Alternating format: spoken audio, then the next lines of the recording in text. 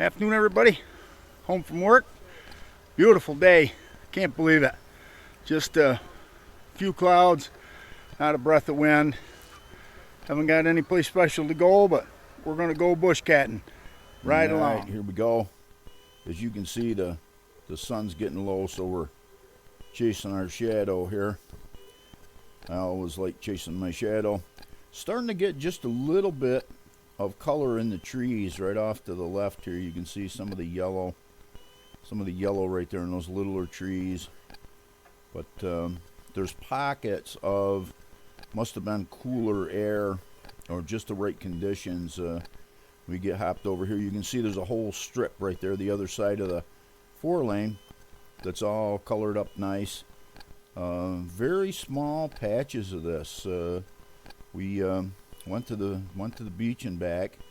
On the way, I overflew this field we landed in the other day here on the Collins Road, Van Lieshout's there. And you can see the water is just laying right on top of the ground. It rained so hard since that last flight. Little fast forward. This is where we actually landed, and you can see that's all soaked. I wouldn't have wanted to land. I would have threw mud all over everything. But continued on down toward the beach, and you can see, like I said, there was no wind. The creek is just like a mirror. Got a little glint to the sun right here. Just a second right there, yep. And as we go down through, you can see little bits of red, touches of reds and yellows. Right here, good little patch of it. And then, of course, had to drop down over the lake and go fast forward to the other end. Excuse me. And the lake, again, with no wind, it was just real smooth.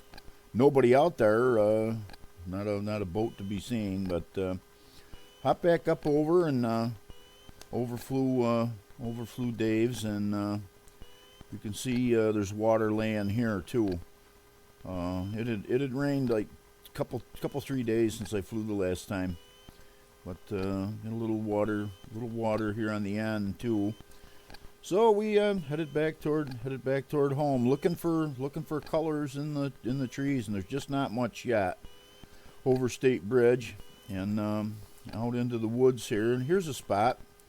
You can see there's like a pocket of it right there. Ground just a little bit lower right there. Colored it up, and just wandered our way back over toward the casino.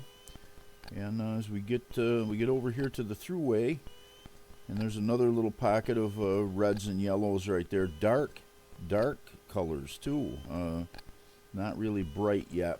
We need a good frost here to tickle the trees and get it.